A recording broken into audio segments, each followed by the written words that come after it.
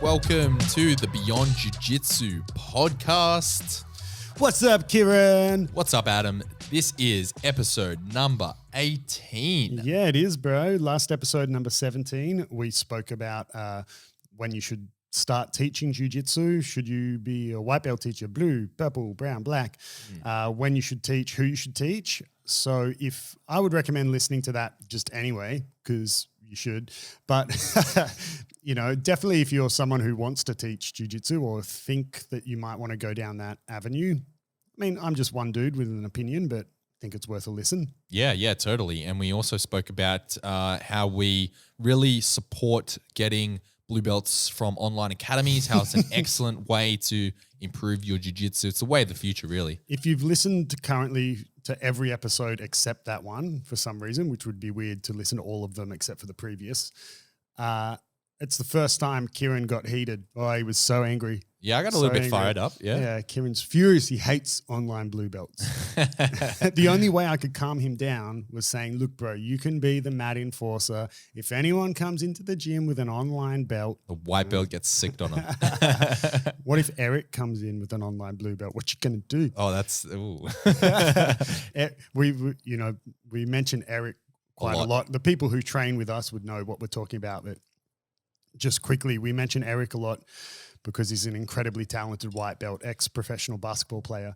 And him and Kieren train really hard together, have really good roles. Either one of them can win. I heard that he's called me out. Like he's listened to these podcasts and he's called me out a so little that's bit. what I was going to say. I was just checking in with him the other day and he said, oh man, I'm listening to the podcast. It's really good. Tell Kieren I can't wait to roll with him. And it's quite funny because Eric hasn't listened to whatever, I think it was episode 15 or something, an episode we've recorded but haven't released yet, where Kieren actually called out Eric on the episode. I'm like, bro, Eric's calling you out without even hearing that episode. Come at me, bruh. Yeah. No, I'm scared. Can't wait to have Eric on the show. We will. He's a superstar. Yeah, just on that, Estonia. if you are a big Beyond Jiu-Jitsu podcast fan, we are planning to have guests on the show. I know we've been talking about it a lot, but we are going to have guests on the show as soon as we can logistically. We're going to bring people in and have them on the show. It's all going to be recorded by video as well. So look forward to that. It is coming. But yeah, moving on to today's topic. What's on the cards today? So we're talking about black belt advice to a white belt. Adam's perspective. Shit. So this is going to be a one-way transmission where you tell me all the shit that I've been doing wrong and So this was you just wanting me to give me a rip on you for a bit. Yeah, a bit of a dressing down. Do you have any advice for white belts? No, I do not give advice. First advice, learn how to tie your belt. Yes. No, so this isn't a bit of a, not generic advice, but it's not, don't think of this as in, techniques you must know, like 5 techniques every white belt needs to know. That episode is coming. That episode is coming, I'm told. Right? I mean, yeah, maybe a technique will come out, but it's more just advice for new people. Guiding principles. Yeah, into jiu-jitsu. And there's quite a lot. And these are just things that I think would benefit white belts, but also just things that I've seen along my travels. All right. The weary road. The long road. Yeah. All right, let's jump straight in. Number 1 advice that I'm going to give white belts. This one's controversial. No, it's not. I don't know. One thing that I just want to say is, and it kind of ties into some of the other bits of advice that I'm going to give, is you really need to embrace the learning of jiu-jitsu. And what I mean by that is kind of just understand that it is an incredibly difficult sport to learn. It's not like other martial arts where you can kind of just learn a set bunch of moves and then you do some kata exercise thing and you get your belts and 2 years later you're a 12-year-old black belt, right? It's not the case. Jiu-jitsu is really hard, and it's just a forever thing, as in the knowledge side of it is a forever thing. There's no one in the world, even the current absolute best competitors, best instructors in the world, don't know everything, and they're not experts in every different technique and position of jiu-jitsu. It's just way too complex and dynamic. So it's a forever learning thing, right? In the beginning, though, I would advise people to just embrace what you're being told. And what I mean by that, I can't think of a way to explain this really well without comparing it to learning a second language. If anyone speaks a second language, not as in they grew up speaking multiple languages, but if you've, as an adult, gone on and tried to learn a second language, whether you succeeded or just tried, it can be really hard in the beginning learning a second language, because you can't help but try to make sense of that new language in your native language. You kind of try to translate everything, and sometimes there is a grammatical reason why it's done a certain way in that new language, and sometimes it just is, right? Like, I'll give you an example. In English, you put the adjective before what you're describing. So you say like a big dog, right? But in Portuguese, it's the other way around, right? You would say dog big, right? That's just the way it is in Portuguese, right? And so when you learn a new language, and I went through this, like, it took a long time to sort of really just let stuff sink in and just accept the fact that it just is, because it is, like, I had to stop being, but why? Well, because it just is, right? Shut up. Yeah. And sometimes there are grammatical reasons for it, but you're not yet advanced enough in the language to grasp those grammatical reasons. And it's really similar in jiu-jitsu, right? So sometimes you just need to be on board, and as long as you've got a good coach, right, which in the beginning you're not going to know, right? You're kind of just going on faith or whatever gym you walked into. But let's just assume your coach is legit and a good instructor and everything. To some degree, man, just take it in and just accept that whatever they're saying is true, and don't worry too much about the what ifs and the buts, right? Because it can be the answer to those. You can just sometimes be unraveling something that's way too complicated for you to grasp at that point. Okay. If you ask, but why do I have to hold this sleeve? Okay. That might be a question that when it's answered, go, because if you don't hold that sleeve, this will happen. But they'll do a leg drag if you don't hold that sleeve or whatever. And maybe that white belt's like, okay, what's a leg drag? You're like, well, it's just too much for you at the moment, right? Depending on where that white belt is. So you just need to embrace the learning and just accept a lot of the stuff. It is what it is at that point in time, because it's just a little bit too complicated for you to explain every single detail, right? And it's the same when you learn a language, right? You kind of just learn a whole bunch of sort of random-ish stuff until it all kind of comes together and forms a foundation.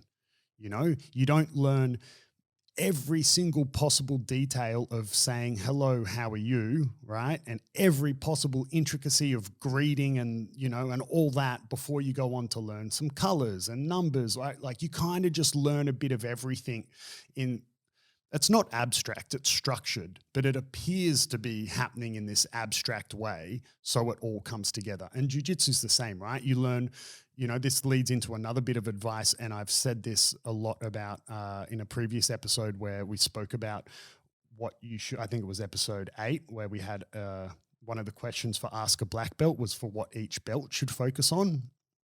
And I mentioned that advice I give to a lot of white belts is looking at the 5 core positions and learning a technique for each. And those 5 are ignoring stand up for a second. I know, but ignoring stand up for a second. We do anyway.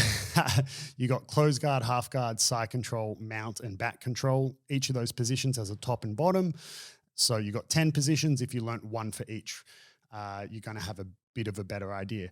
And it's kind of the same in jiu-jitsu, right? You kind of learn what appears to be this abstract stuff, a bit of half guard, a bit of mount, a bit of whatever, and it all comes together. You don't just get taught every single thing possible to know about mount before you learn anything else. Whereas so if you don't accept that, and if you're constantly what if and but and whatever, you're just going too far down a rabbit hole in a different direction. Okay. Yeah. Does that make sense? Yeah. So don't question every single little detail, but still ask questions. Yes, that is the next thing I was going to say.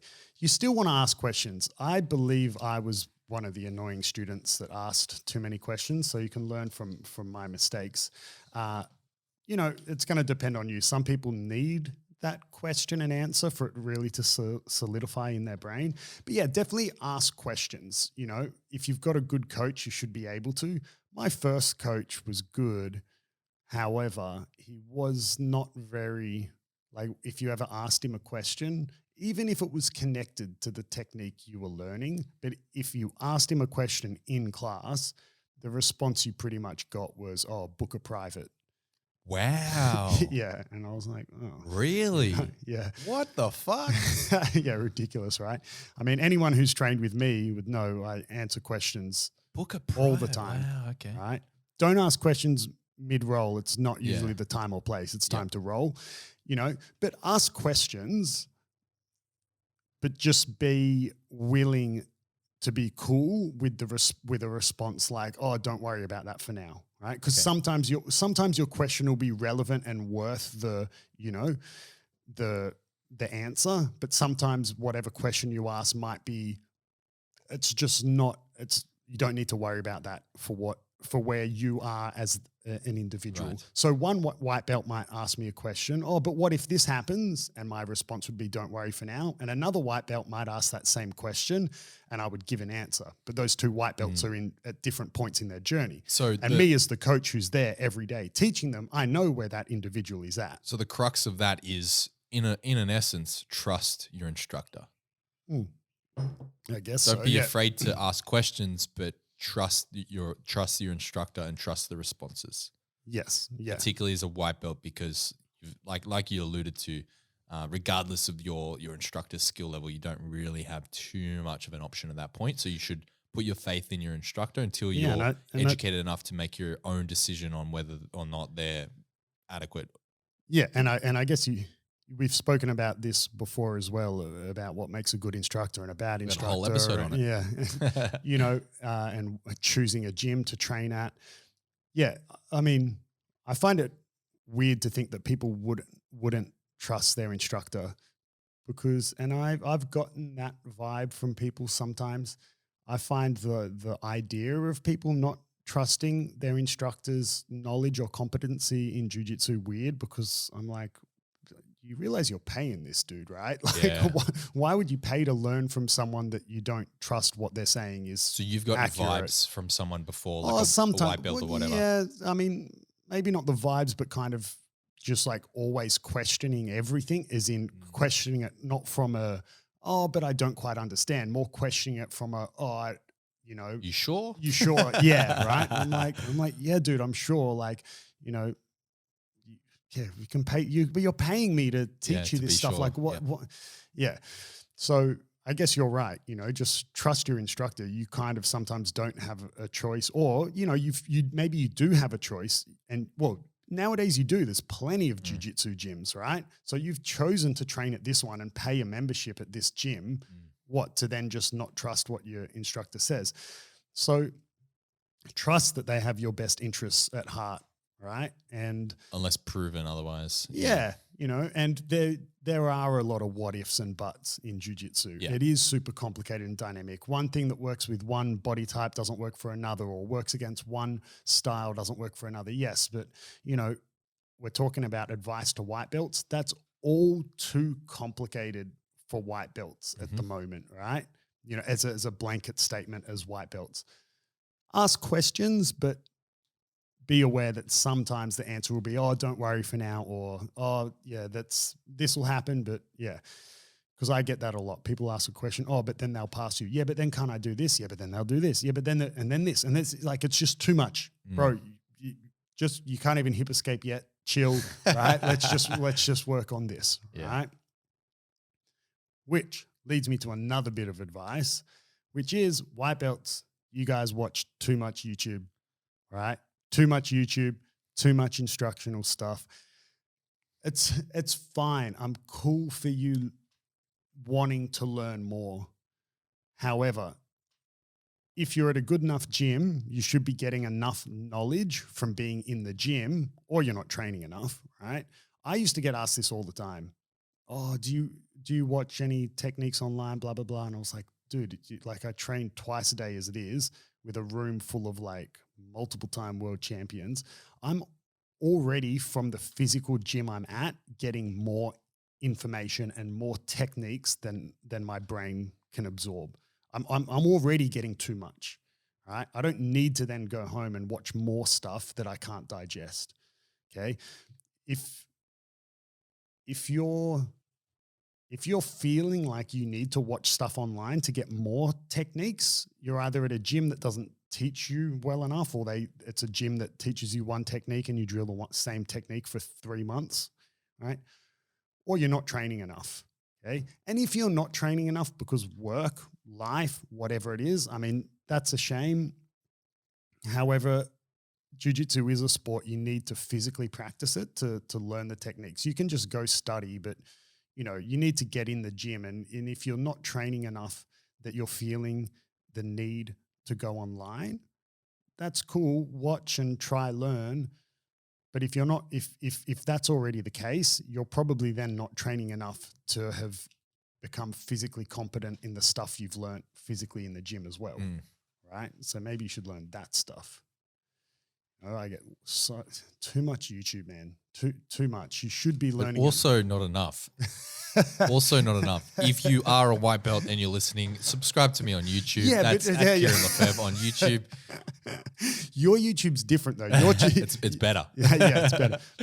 Your YouTube is not. I'm not trying to teach you. Yeah, it's not I mean, it might have the odd it might have the odd video on there that has myself or another good friend of yours, Jeremy Skinner, or someone on there as a guest teaching a technique. Like that might be a video on your channel, but you're not an instructional channel. Yes, right. You're jiu-jitsu, entertainment, news, exactly. Nutrition. That's different, right? But shameless plug.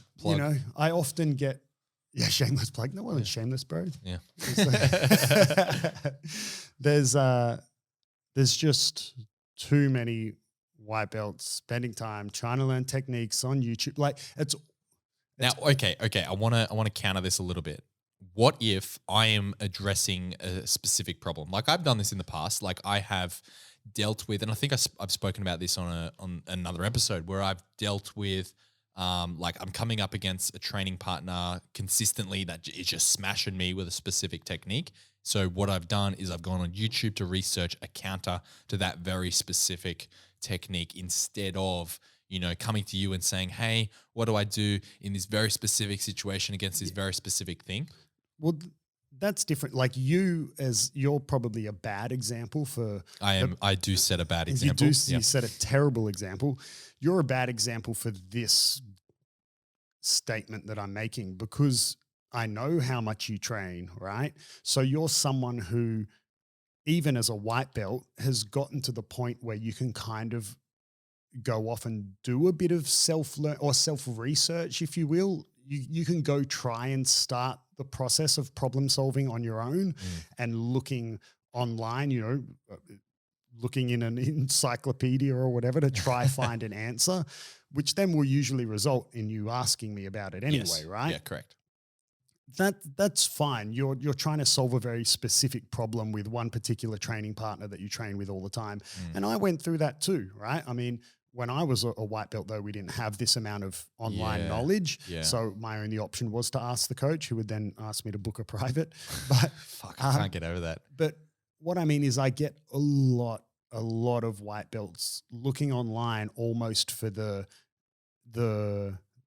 the magic Yeah, bullet, okay. right? I think I understand the difference And now. a big problem is clickbait, right? Yeah, like top 5 submissions for white belts or something. Yeah. And well, yes and no, right? There's 2 different types of clickbait, which you and I had a conversation about this a couple of weeks ago, not on the podcast, just we converse sometimes. We're not sometimes off air. We converse. We try to avoid it. Yeah. But we sometimes talk. Save it for the podcast, bro. Jeez. Yeah. Every time someone starts a funny anecdote, we're like, whoa, save it for the podcast. And we still have fuck all.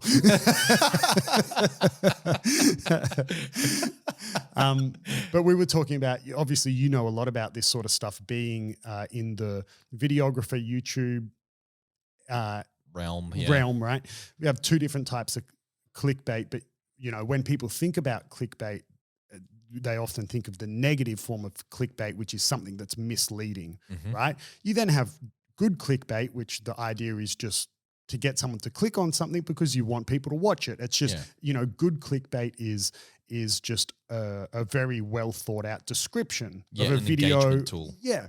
Whereas bad clickbait is lies. Lies, right? Yeah. And so white belts going down the negative form of clickbait, and they're just trying to find this magical technique that guaranteed to always work to open someone's closed guard or guaranteed to always pass someone's guard or whatever. Man, those techniques don't exist. If there was a technique that worked all the time, it would be the only thing people would need to learn and the only thing people would do in jiu-jitsu. Why do you think jiu-jitsu is so dynamic and complicated and complex? Why does it take 10 years to get a black belt? Yeah, it's because not everything works all the time against every different opponent or whatever. It's, 100%. It's so complicated. So trying to find that magical technique, and yeah, it's just too much YouTube. I think in a way, sorry to interject here, but in a way, for some people, it may be a form of impatience as well. Because if you start training jiu-jitsu and you get super keen on it, but you're getting smashed, you're like, fuck, how do I fast track this? But what you got to realize is you got to eat some humble pie. You got to fucking be the white belt for, a year or more. You have to go through that. And I guess that comes back to what I said right at the start, that it is this long, never-ending learning thing. I don't want to say there's no way to fast track it, but there kind of isn't a way to fast track it. Without doing the work. There's the last few episodes, actually, I've continued to mention Arnold Schwarzenegger. I don't know why, but he's got a very famous speech. I think it was one he gave at a university or something.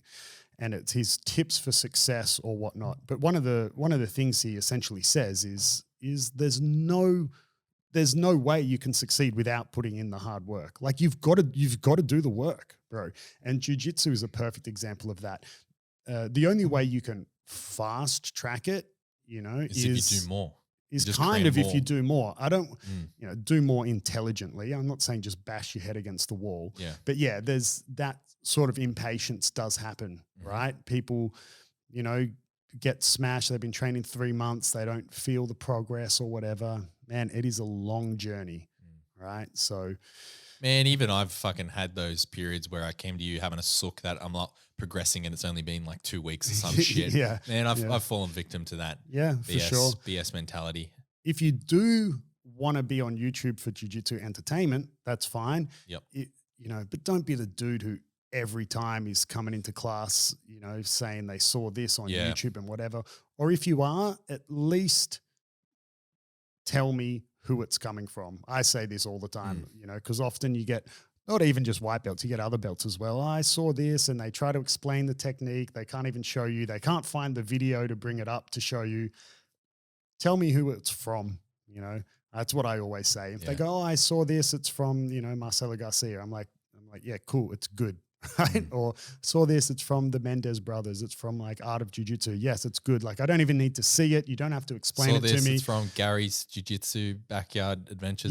Yeah. I might be like, I don't know, right? So it's called the Tarantula. Tarantula Guard. Tarantula Guard meets Panda Guard. Who will win? I saw, bro. I saw. Not the fucking panda guard again. Oh, you've just Triggered. you've just Triggered. reminded me. I saw one. You don't know what we're talking about. It was way back early days. I think episode number 2 even. We started talking about Panda Guard, and Adam was complaining that it doesn't exist. I saw one today on Instagram, and I almost commented on it, but I didn't because I'm not going to mention any names. And by the time this episode comes out, anyone who follows this Instagram, the video would have come and gone. Well, it doesn't even matter if people know what I'm talking about. But anyway, I saw a video. It was like a back take or a leg drag or something and it said from 70-30 guard, do you use this guard? 70-30. Yeah. And for those who don't know, there's positions like, you have 50-50, 80-20, 90-10, right? These are kind of 50-50 leg lock positions, but it was 70-30. So I kind of at first assumed it was something to do with those sort of positions. 65-35. And yeah, and it's from like an Instagram or a gym that is definitely credible, right? And I watched it and I was like, I almost commented and I was like, you mean fucking X guard? It was X guard. It was X guard. Then when you go from X guard essentially like to the back and they fall over and you turn it into a leg drag. And I was like, what do you mean freaking 70-30 guard? It's bloody X guard, bro. How did I get on this rant? I don't even know. How did I get here? Panda guard. Panda guard. You started it. You said tarantula guard, panda guard, 70-30 guard. We're talking about people bringing in techniques, not even having the video ready, not really being able to explain it, and you're frustrated because they're asking you a question, but the question's not really going anywhere, and they just want you to fill in, like, give them a solution to some problem. You've just reminded me of like a game I wanted to play, and I'm annoyed that I didn't remember it before. It's like Call of Duty. Where are we going, man? Have you heard of Tetris? And it was when we recorded an episode. I can tell you which episode. What was it? I'm pretty sure you spreadsheets out by like one episode. Do you think, is it? Yeah, you reckon? Straight up is, because I edit these videos and upload them. I know you edit them. And you're like, this was episode 8. I'm like, that's 100% episode 7. Hang on. Let's do who. I'm going to take a poll. Do people side with the black belt or the white belt? No. It's Kieren does. The producer. Kieren does. Because you said the Q&A episode was number 8. It was definitely number 7. So you're out by 1. It is. How did I get out by 1? Know. I'm going to, you know what? You messed with my spreadsheet, bro. I probably did. No, you are, because now I'm on Spotify. So anyone who listened to the last episode, I was out by 1 because on Spotify, the Ask a Black Belt Q&A was episode 7, which it says it's episode 8. And then the cross-training, you said it was 11, but it was definitely 10. Shit. Yeah, man. So everyone who listened to the last episode, we've lost them as listeners. Yep. Your credibility is gone. They don't even think you're a black belt now. They think you're they think you're a brown belt. You see one out. I'm pretty bad at spreadsheets. Yeah. Anyway. Oh, you know why? It's because I'm bad at spreadsheets. You like created an extra column. Everyone's like fascinated, listening to your fucking recount on assessing your spreadsheet. You know what? Everyone listening to this, I'm very bad with spreadsheets, right? I'm actually terrible at them. And you know why? I'll tell you now why. Because we've got the column that says the episode number, and that's not the column I was reading. I was reading the column number, and then it doesn't take into account, the title name. Beginner mistake. Anyway. So Ask a Black Belt was episode 7. Yes. Anyway, what was I talking about?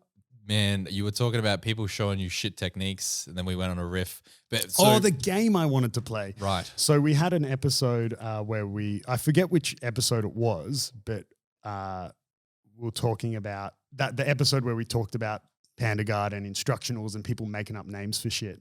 There was years ago, there was let me see if I can find it. It was a 10th Planet, because if you don't know, 10th Planet Jiu Jitsu by Eddie Bravo, they have lots of weird names for their techniques. They're like infamous for it. Yeah. And it was someone, I'm just Googling it now. I don't know if it'll come up straight away, but it was someone did this like little game where you had to guess if the 2 words, you would like say a name, and you would have to guess if that was the name of a 10th planet technique or a strain of weed. Because Eddie Bravo as well being a big pot Pothead, advocate. yeah. And, in the US where heaps of states weed's legal, right? They have all wacky names for these strains of weed. So you'd say like, whatever, the glacier, and you'd have to guess, right. and then I would say to you, Kieren, the glacier, is that a 10th planet technique or a strain of weed, right? That sounds like a great game. Yeah, but I mean, I just did a quick Google, but it didn't come up. But that's hilarious. I mean, you could obviously quite easily put it together, just get those two different names of stuff. But we should do something like that. They have a technique called the douchebag. It's a 10th planet technique, which is actually, I'll show you it one day. It's actually quite funny. It's from an armbar, like a regular armbar is in, like if you imagine one from mount, so your opponent's flat on their back. Yep.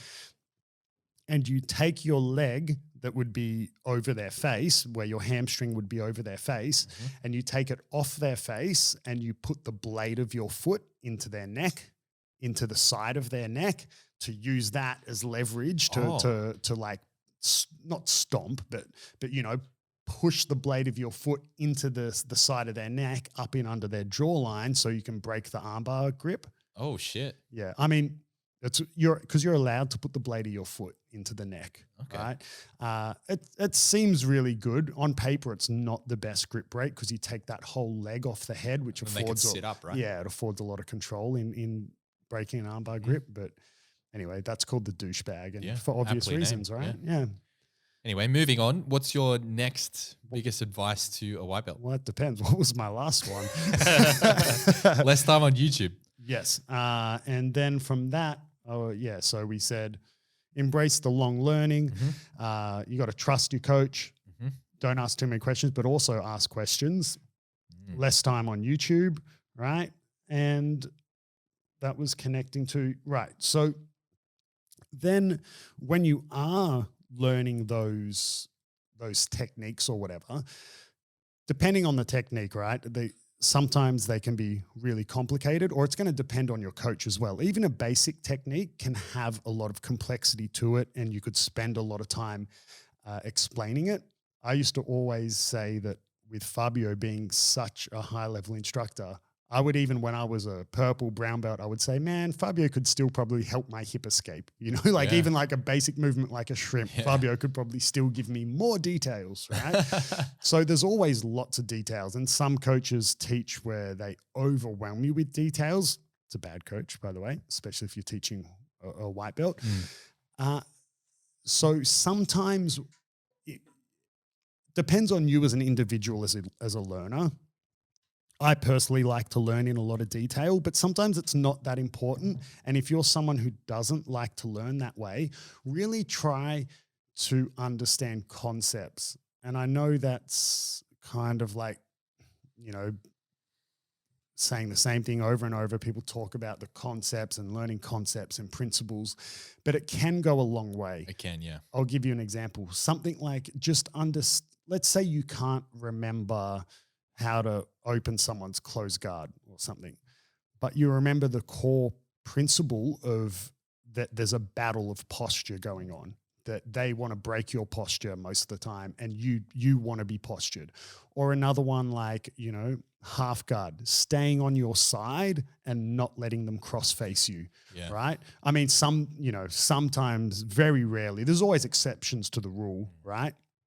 Where, deep half guard, you want to be flat on your back, which is kind of why, again, leads me to back to don't ask too many questions. If your coach says half guard, you always want to be on your side, there's exceptions to that rule. Don't be, but what if, cool, man, you want to be on your side and not get cross-faced. Mount, you don't want them to have, be high mount, right? And then conversely, like if you're half guard on top, as a rule of thumb, you want to be hugging their head. Yeah, not always. There's plenty of half guard passes where you don't need to cross face someone, but we're talking to white belts, right? We just want to give them very easy to digest chunks of information or concepts, right? So if you struggle with the little details, if you can embrace those concepts that more or less hold true forever in jiu-jitsu, regardless of the technique then you're not doing, going to be lost. Yeah. in a position. Yeah. A good example for that for me is when the concept of guard retention really sunk in terms of keeping everything on the inside, of like keeping my knees to my chest and trying to keep my control, particularly for no gi, on the inside of my opponent. So keep my hands on the inside, keep my knees on the inside. So I maintain inside control. Yep. And that was a big turning point for me. Yep. And then, yeah, so sometimes, and that's actually, I believe it's a very important idea to really, really grab hold of, because I also think that is why a lot of lower belts are becoming exceptionally good at a high level so early. And what I mean is why we're seeing 18-year-old purple belts be able to go toe to toe with like dudes who have been black belt for a decade and successful black belts. Because on paper you go, well, it shouldn't add up. Yeah, there's a bit of an age difference, but it's not like, the 30-year-old has no more testosterone and can't, Oh yeah, go. some people are in their prime in their 30s. Yeah. Even. So it's not, yes, there's an age difference, but it's not like that's the defining factor. And you go, well, how is it possible that 18-year-old is being able to go toe to toe with that credible black belt, or not even credible, but that like world champion black belt, right? There's like, they haven't been alive for long enough to learn as much as that dude. And I honestly believe it's because they spend a lot of time just understanding fundamental like concepts and principles. I'll give you an example. If you look at, for example, I haven't watched and gone through Gordon Ryan's passing instructional, but I've watched essentially you could call it the trailer for it. It's not really a trailer, but like a little 5-minute video where Gordon's with Bernardo talking about his passing system. Mm-hmm. And it's not even like he's teaching you, this technique and that technique, at least in this little 5-minute thing, right? So there's maybe people listening who have watched the instructional who could correct me. Feel free to send in a question if you want to correct me. But in that little 5-minute video, it's essentially the concept of him pummeling, right, is the system. It's not even... so it's almost the newer way to learn, opposed to where it previously used to be very linear in terms of you do this, they do this, and that still happens.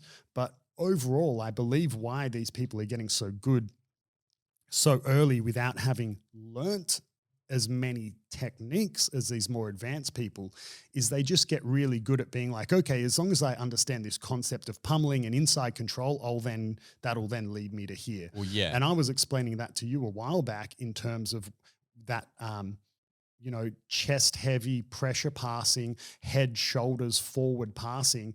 If we just operate in that inner thigh region, if we can get past the feet and then past the knee line, and so we're in between that inner thigh and we're operating inside the knee and hip area, even if we're not executing a specific technique, like, that just controlling that domain is going to lead to an over-under or a stack pass or a throw-by or whatever, right? And I believe that understanding of concepts is why these young guys get so good so quick. 100%, because you're not relying on specific things to occur. So, okay, I recognize this, action A occurred, therefore my response is B. Whereas if you understand concepts, you don't need to have seen the specific response before, because you understand, okay, conceptually, so long as I meet criteria X, then I can move on to position Y. Yeah. And it's kind of, I'll give you another example. For those who have ever rolled with a wrestler, as in like a US college wrestler, they are so hard to control because of just something they have ingrained in them from wrestling, which is that they're not allowed to have their back on the mat. Like because in wrestling, you lose when your shoulders are pinned, right? Mm-hmm. So they just have this ingrained concept of no matter what, get your back or get your shoulders off the mat. And obviously, if they're inexperienced in jiu-jitsu, that leads to them often giving you their back or getting choked or whatever. But, if you pass a wrestler and then, or they're half guard on the bottom or something, let's take half guard, for example. It can be incredibly hard to pass them because you can't even flatten them out. And, as a blanket statement to white belts, because we're not going over the what ifs, buts, and this and that. There's plenty of ways to pass half guard without your opponent's back flat on the mat. But as a general concept, if you can flat them out, right, it's easier to pass. So you get a wrestler who just has this ingrained concept of not having their shoulders on the mat, and that all of a sudden them having that ingrained in them leads to them escaping side control bottom. And, their ability to get their shoulder off the mat, then that connects to the technique of escaping side control. So understanding those core concepts is really important. I know that is something that, people like a broken record, they say that all the time, concepts and principles, and that can be super clickbaity as well. But obviously in this platform, I have the privilege to explain it a little bit more, why I think that's super important. Yeah. And it's also just good advice because it can be an easier chunk of information just to remember. Doesn't mean it'll become autonomous yet in your jiu-jitsu, but it can be easier just to, embrace like, okay, half guard on bottom, be on my side, don't let them cross face me, opposed to saying like, okay, you're going to be on your side and then grab this sleeve and then do this and this, and then you come up onto your elbow, blah, blah, blah, to remember the half guard sweep, the specific half guard sweep. So look at concepts, and then when you get more experience in those positions, then you can fill in the gaps in knowledge in the detail. Yeah, that would be, and I think, honestly, that for me would be advice even to higher belts. Like I've worked with higher belts where I'm explaining those concepts. The one that I just spoke with you about, the operating in past that knee line, in terms of passing, right? I've been working with a brown belt on that same thing, about clearing the knee line. Knee line, it's my new buzzword. Thank you. It gets talked a lot about in leg locks, right? The knee line. But I think it's super crucial in passing and in guard retention as well. But anyway, that's a whole different rabbit hole to go down. Knee line, buzzword. Concepts, bro. Get on them. Next advice I would give you. Well, actually, before, do you have any other questions about that?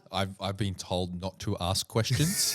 Good. Therefore, that was a trick question. You stay in line, bitch. Yeah, that reminds me of a comment I got on YouTube that was like along the lines of white belts should be seen and not heard. Oh yeah, I remember you telling me that's so ridiculous. Yeah, and this was to be like this comment was from, to give context, was from a black belt who owned his own gym as well. What an absolute douche, man. Who was it? Let me bring up something that a student sent me. You've just reminded me of something as well. And it's kind of a similar thing about, lower belts getting in line essentially. And it was from Reddit. Oh, I thought you were about to out a student like, oh, this, no. This student messaged me and fucking get in line live on air. Read it out. he sent me this from Reddit. Jamie, pull that up for us. Just look up Jiu Jitsu Reddit. You should be able to find it. Jamie would be able to find it. It was a story, so it's gone. But it was essentially it was a similar thing, right? It was a purple belt in this case, and essentially getting for asking or saying something, the head coach was like, putting him in his place. And the student sent me the story and said, "What do you think about this as a gym owner?" And I was like, well... Didn't I send you that? Maybe. I think it was. Wasn't this with the purple belt? Was it you who sent me? Yeah, I sent that to you, you asshole. Yeah, it was. I've got so many friends, Kieren. I can't keep up with them all. Yeah. I sent that to you. It's some random student just sent me this thing. It was me. I sent you the story off Reddit, and it was about how a purple belt got... I've got it right here. This one right here. Yeah, that's bro, it. That was me. Oh, okay. Shit. So it was basically to summarize the general vibe of the story is a purple belt recently joined a new gym. It was only his third time training there, and he had a high level another high level belt come at him. I think it might have been another purple belt, or maybe even a brown belt. And this guy was going really aggressive from the outset. Like, in the words of this purple belt recounting the story on Reddit, basically, in his opinion, and he used the words like it was too dangerous. He was coming at him with extreme pressure, heavy neck grabs, and struck him a couple times to when they separated from a takedown. Basically, it was harder than he'd ever experienced, even in competition. So mid-roll, he wanted to stop the roll. He was like, this is too dangerous, not comfortable. And he went up to the instructor and he said he went to his coach, a Brazilian guy, and said, that he didn't feel safe. He didn't want to roll with this guy.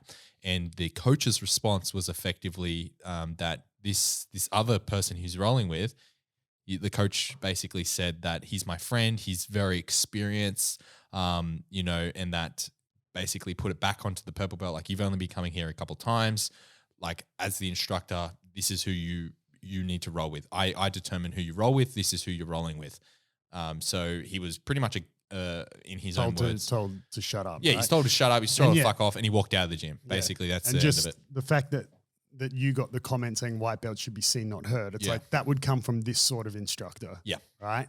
Ridiculous. And I think when you sent me that, I wrote back, without knowing the full context, either this guy doesn't realize he's doing jiu-jitsu and he's been kind of his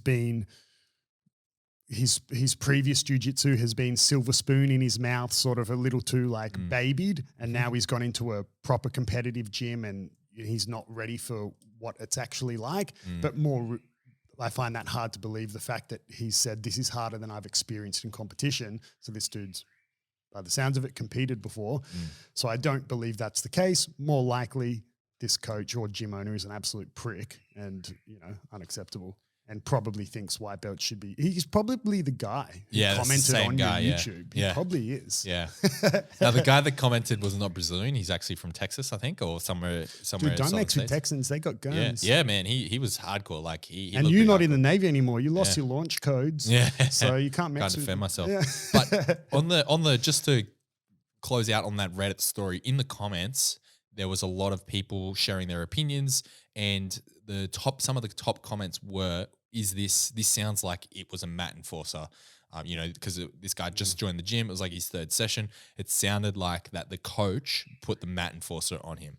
And if you don't know what a mat enforcer is, I mean, I've never experienced that, I don't think. I've sort of mentioned mat enforcers before, but from your perspective as a experienced black belt, what is a mat enforcer? Is it needed? Like, what's the whole deal here for those that don't know? So a mat enforcer is like the student that the coach puts with that new person or with that visitor to kind of, I don't want to say take them down a peg, but almost to show them what's up, if you will.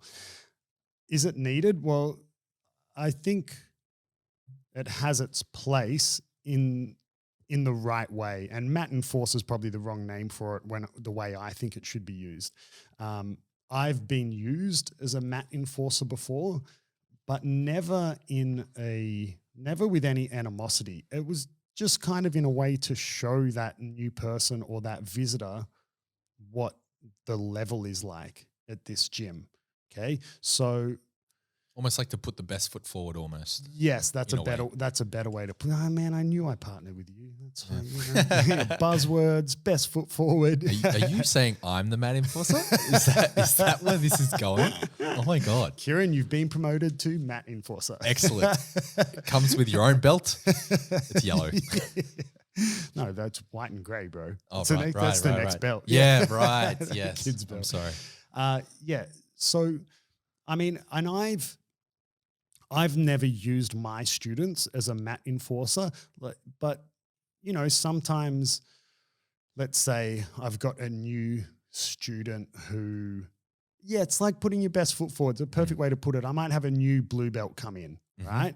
And he wants to join the gym, okay? And, I might have a white belt who I know is far superior to this blue belt. I might partner them up, not because I want this white belt to beat this dude, but just so, I want this guy who's potentially going to join my gym go, man, holy shit, like this white belt's really good. This gym's good. Do you word the white belt up? Do you? Because my understanding was like when the mat enforcer's been put on you, like the instructor kind of gives the nod, if you will, to whoever is the mat enforcer, like, hey, just win this round, sort of thing. Tap him, that sort of thing. Like, I mean, do I do that? No, right? Yeah, but that's how it's sometimes done, right? That's how it's sometimes done. Yeah, I think the term mat enforcer is a negative thing because it's usually the coach saying, hey, dude, go beat that guy up. Yeah. Right. Within the constraints of the sport, like it's being a little bit of a dick. From my understanding, just from what I've seen, like say for example, if you had like your example of having a new blue belt come in and maybe the blue belt is putting smash on a bit too hectic on some of the white belts or whatever, or, is just ragdolling people and being really aggressive, then maybe they've been spoken to, but they keep doing it. So the instructor gives the nod to a purple belt, right? Yeah. I mean, some gyms will just bash new people just because. In a situation like that, I mean, maybe it's a bit of an outdated mentality, but I do love the ability for jiu-jitsu to humble people, right?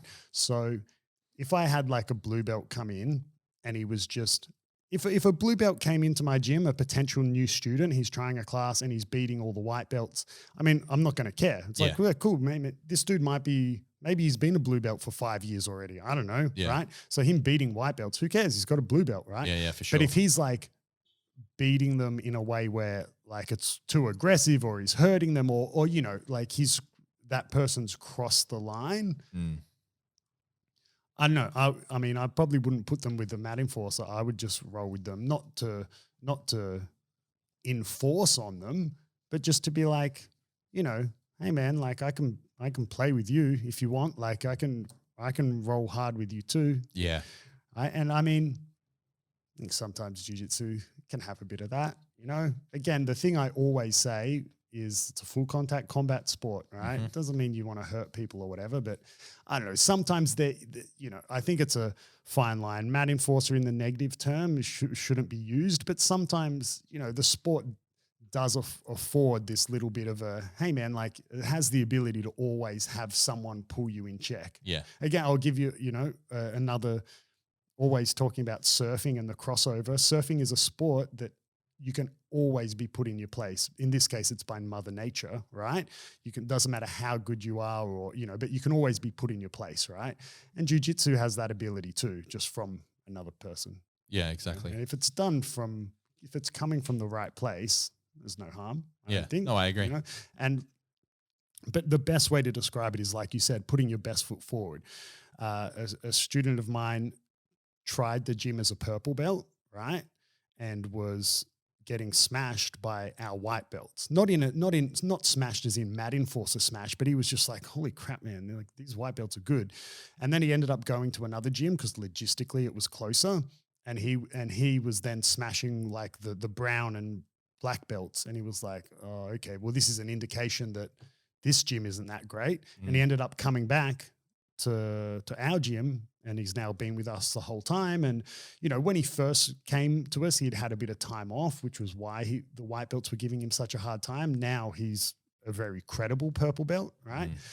But, it was that kind of best foot forward. Some of the better white belts were rolling with him, and, and you're trying to acquire a new student. You want to show you got the goods. Yeah, 100%. Got super off topic with mat enforcers. Yeah, but, I expect to be given the mat enforcer nod now. Yeah. Yeah. So if you see me, it'll be funny. There'll be like, there'll be a class. Some blue belt comes in, and I'll be like Kieren, and you'll be like, yeah, you're like chomping at the bit, and I'll be like, go with Kelly. Eric, go with that. go with the blue belt. Yep. Fair. I'll cop that one. Shit. But anyway, let's go back to a bit of advice. One that people have started picking on you about at the gym, and I give it back to them, is you taking notes.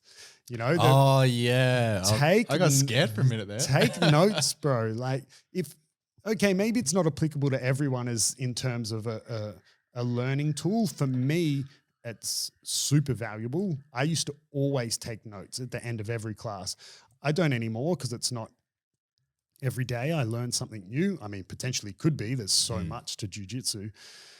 You know, however, when you're a lower belt, I think taking notes is a great way. You know, it's like a kind of way of studying, even if you never look at those notes again. I almost never looked at my notes, but it was just Art that of act. writing. Yeah. 100%. Just the act of writing it down helped kind of, you know, file that memory away. Not It helped me a away, lot. but you know, it's helped me kind a of lot. like hitting the save button in my brain. Yeah. You know, and even other people at the gym make fun of you, and I give it back to them. The other students, the blue purple belts who are making fun of you for making notes. Dear I'm like, diary. man, yeah, what are they? Yeah, they're always Dear dear diary, right? Adam was mean to me today. Which often is the case, but Yeah. they don't read it. They Yeah, don't they- know. yeah, Right? definitely. But I'm like, man, leave Kieren alone. In a little bit, dear diary over here is going to be whooping your ass. You know? I'll be the mat enforcer. Yeah, you'll be the mat enforcer. Yeah. What are they? Dress for the job you want, not the job you have. Yeah, Kieren 100%. Kieren just starts acting like the mat enforcer. Just start wearing a pebble belt. Yeah. I'll be like, Kieren, this isn't what I meant about teaching kids classes. Kieren's rocked into the kids class. Hey, stop Choke it licking that kid. All right, you and me. Start fucking choking out all the 4-year-olds. But yeah, I think there's funny. We got off topic, but one of the kids, we've got one guy, one blue belt, and 3 of his kids train at the gym. And this little boy, he's God, how old is he now? 5 or 6? 5, I think he is. Super cute little kid. I roll with him all the time. Let him win, but he actually legitimately thinks he beats me, and he goes on about how easy it is to beat a black belt and all this stuff. And it's funny because his older brother and older sister, who also train, are old enough to know that I'm letting him win, right? But he's not yet at the age where he realizes it. So he actually if you go and ask him today, like I haven't rolled with this little boy for months, right? Because of the lockdown. And even though months have passed, if you saw him today, he could still tell you that he's tapped me 5 times or whatever it is. Like he knows the number, right? Shit. Yeah. Don't crush that kid's dreams. I know. I don't know what to do now. It feels like when do I tell the kid Santa's not real? Yeah. Santa's going to bring him a black belt by the sounds of it. He's earned it. But take notes. I think it's a super valuable way to improve your learning. Yeah, right? yeah, I totally agree. And it does help to conceptualize and remember things because active recall, right? And I'll put out there to anyone listening, immediately after you've finished rolling for, say, an hour and a half session, sit there and try to remember the details. Well, try to remember the techniques, all the techniques that you learned at the start of the class, let alone all the details. Sometimes you're like, oh, fuck, what did I learn? And if you do back-to-back classes and you write notes at the end, trying to remember back to the first class what you actually learned and some details. Sometimes I'm drawing especially blanks. if you've done hard rolls and stuff. Exactly. You're fucked, you're buggered, you're sweating, you've got this notebook and you're trying to recall. And then it's tough. Active recall. And you know, because then maybe something happened in one of the rolls, and then you're trying to remember why did he get out of your armbar or whatever. Exactly. And there's so much stuff, and then you get home, and that's why people lose sleep in a good way over jiu-jitsu. They lie in bed trying to remember what the technique was, or trying to figure out why so and so submitted them, or what happened in that roll. Trying to recall. I'm pretty good at recalling my rolls, but it'll still happen to me. I'm like, man, what happened? How did we get there? Yeah. I did that sweep. I don't even know what it was. How did I do that? So it's really good to get wrong? it out of your mind onto paper, even as you said, even if you don't review it. Yeah. And look, if you start keeping a journal of all your techniques, like you did around that white blue belt, you still have them. You showed me them. Looking back on your journey. Yeah, you would come in. You came to me one day and you asked you. I can't remember how we got onto you taking notes. I'm not sure if you did that by yourself or if I said in passing you should take notes, but you had already been taking notes for a while. And then you came to me and you said, oh, man, do you have any advice for taking notes? Do you use shorthand? Because it is a lot of writing. Yeah. And I don't believe I use shorthand, but I said, oh, look, I've still got my old notebooks. I'll bring them in and show them to you so you can kind of look at how I took notes. And it's something like I never look at them. I remember the first page that I opened up to was one of your one of the 2 notebooks that you brought in, one of many that you have. These are full. And I just opened to first or second page, and there was an entire like essay written out, like regurgitated on something that Fabio told you, and it was like super conceptual. I can't even recall what it is, but I pretty much just copied it word for word. And Nice. it was great. It was like straight off the bat, it was this really insightful, conceptual, timeless information about jiu-jitsu from Fabio. So, having that. Well, that's it as well. great. I mean, because sometimes the things you learn aren't even a specific technique, Yeah. or maybe not even a concept about the competitive jiu-jitsu. It might just be something, I don't want to say life advice, but sometimes when you're in a teaching role or in an instructor role, sometimes you say things, whether it's one-on-one to the student or lining up, or it might be something about mindset for competition, and that might be something you write in your notebook. Yeah, it really right? resonates with you at a deeper level, and it's something that you can reflect on. And yeah, we're getting a little bit philosophical here, but I mean, I found it very useful. Something that warrants the title Dear Diary. Exactly. Yeah. My journal, my jiu-jitsu notes have been collecting dust lately because, we haven't been training, but so long. Super keen to get long. that habit going again. We were in lockdown when we recorded episode 1. Yeah.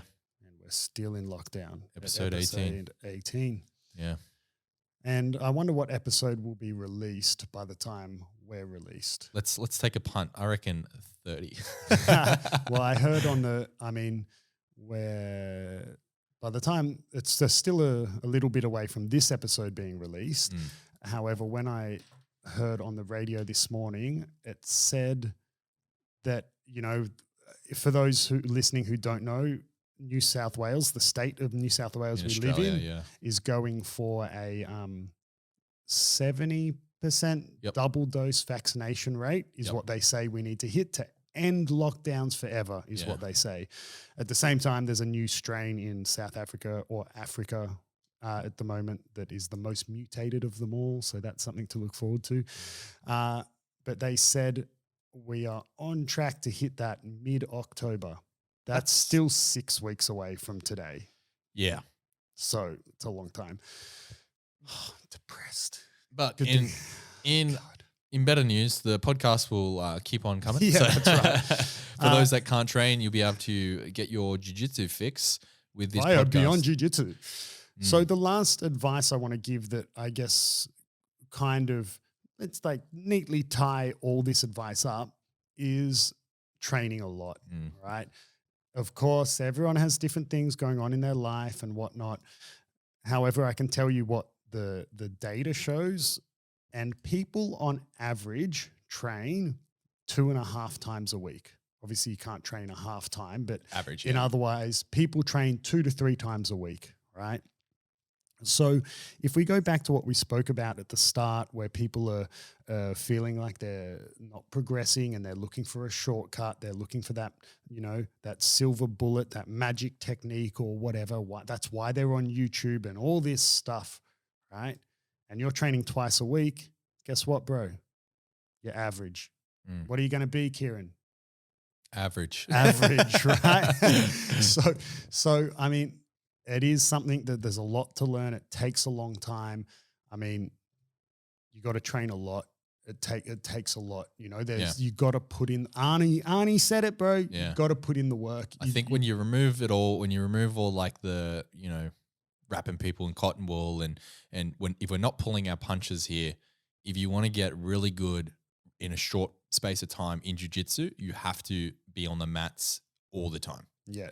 Or maybe my advice would be, rather than that, perhaps my advice could just be you need to understand or adjust your expectations. Yes. If you can only train twice a week or you only want to train twice a week, that's fine. Yeah. There's nothing wrong. If you want to train once a week because it's just some little side hobby or you do it for the social aspect, that's totally cool. Yeah. But don't train once a week, twice a week and think that you're going to be as good or get your belts as quick as the guy who's training twice a day, 5 days a week, And I saw that a lot. I've got a good friend of mine who we trained together in Canada. He came and visited me in Brazil and everything, really, really good friend of mine. And he used to kind of get a bit bummed that I would progress quicker than him. And now it doesn't bum him. He looks up to me a lot, and I wish we could still train together, but he still lives in Canada. But he used to kind of not get bummed, but just in passing comments I would progress quicker than him or more than him. It's like, yeah, but dude, like I've taken the choice to pursue jiu-jitsu as a career. It's like all I do. Yeah. And you're someone who, is married, and you've got a full-time job, and you've got your career that isn't jiu-jitsu, and you're in a band, and you can't compare those two things, right? So just adjust your expectations. If you're doing jiu-jitsu just as a hobby, that's fine. But I know if you do jiu-jitsu and you continue to do jiu-jitsu, chances are you have some type of competitiveness in you, because the nature of the sport when you're in the gym is you do compete against your training partners, friendly competition, but you compete against them. So if you continue to train, chances are you have some competitiveness in you, but you do just have to adjust your expectations. And that's even advice for myself. I, when I train with some of my past, current, and potentially future training partners who are active, competitive black belts, opposed to me, who's not really an active. I still compete every now and again. Was supposed to be fighting Subversion in a super fight, but got cancelled because of lockdown. I still compete, but I'm not an active competitor who goes to Worlds, who goes to ADCC and all that.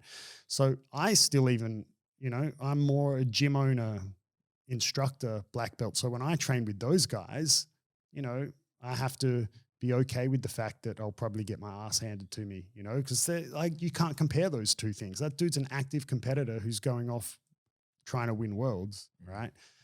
So my advice would be to train a lot, because my advice would be choose jiu-jitsu as your career. But you know what I mean? You got to adjust your expectations and have them in line with how much you train. But if you do want to get good, if we circle that back to my advice of not being on YouTube so much and trusting your instructor and all those things and taking notes, like if you want to get good, like you got to put in the work, and the average person trains 2 to 3 times a week. So if you're training 3 times a week, cool, bro, you're just like everybody else, right? You're just going to get better at an average pace and probably be average. Yes, there's superstars here and there, Kieren, right? There's Kieren, gold medal, his first ever jiu-jitsu competition, right? So, I don't train 3 times a week, bro. no, but I mean, there's superstars. That's what I was saying. You were a superstar. Right. I thought you called me average. No. I was saying there's superstars, Kieren, right? Thank you. But yeah, if you're training 2-3 times a week, you're average. Average person trains 2-3 times a week. If you want to get good, bro, put in the work. So train a lot. That's my advice. Yeah. I think that's all. I mean, I have lots of advice, but that's all I'm going to give you. But actionable items. So to summarize, we effectively have embrace the learning process. This is a lifelong journey. So it's not going to happen overnight. Embrace it and throw yourself in head first. When you're doing that, ask questions, but don't question everything. There's a bit of a distinction there. There's a difference. So ask clarifying questions, but don't needlessly question everything. And then when you get a response from your instructor, trust their response. Have faith in your instructor until proven otherwise. Ask yourself why you're paying this person just to not trust them. The learning and to realize that the learning never stops. It's continually ongoing. To some really practical takeaways, learn core positions and key concepts. So learn your 5 core positions, both top and bottom. Learn a movement or a technique for each of those positions, and focus on learning the principles. Yeah, it's just easier to digest that principle. And that way, if you learn concepts and principles, no matter what position you're in, you have an understanding, you have an idea of what you need to be doing and what to avoid doing. Yep. Next, you gave the advice to take notes. Yep.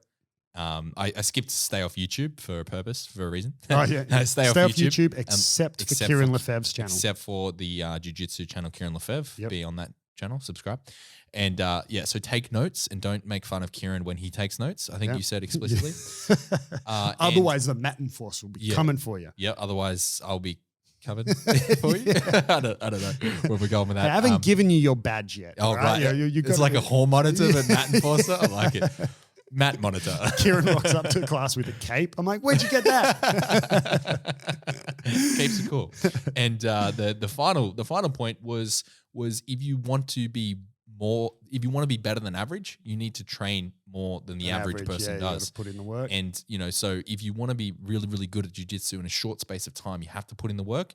And if you're not doing that, temper your expectations. Yep. So your expectations should be aligned with the amount of work you're putting in, and only you will know how much work you're actually putting in. So it's not one of those sports that you just rock up, go home, and things are just going to fall in place like karate. That's why it's so infamous with lifestyle. Yeah, yeah. And I know we're wrapping up, but I just want to say it's another example that I give people. Not YouTube, but just extra study. So whether it is taking notes or reading your notes or mentally going through what you learned or whatnot, because it is something that's so hard to learn, and it's not something where you just turn up, do your class or whatever and go home.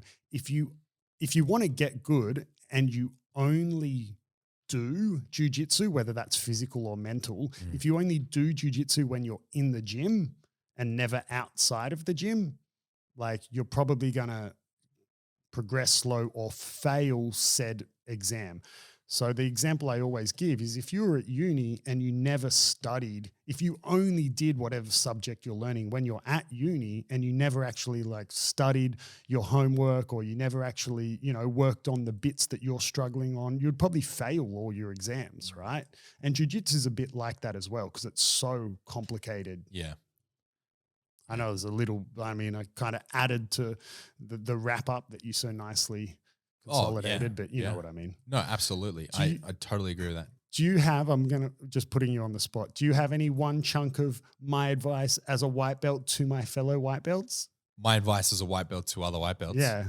Man. You got anything that I didn't cover that you think like you would like to plop on top there? I think I will. And it's probably something that you don't necessarily subscribe agree with. to Flow Grappling. Donate to Flow Grappling. They're a great charity. No, I think one thing I would put in there is, as a white belt, you need, in my opinion, you should consider alternate training to support your jiu-jitsu. Like, I highly recommend doing some form of mobility practice before and after class. If you add that from the beginning, when you get to black belts, on average, you're going to be, longevity on the mats is going to be a bit better. So if you're not someone that's flexible, or you're not someone that, has ever looked at doing any weight training or any mobility training at all, just consider implementing baby steps early on, build that foundation, build that habit, and you'll be set up for longevity in the long run. So highly recommend that for all white belts. Yeah, that's good advice. And if you're super lost in terms of what that entails, I suggest listening to episode 11. Yes. Where we spoke about cross-training, mobility, strength, cardio. Yeah. So if you're lost, that's Check where you out go. Episode 11.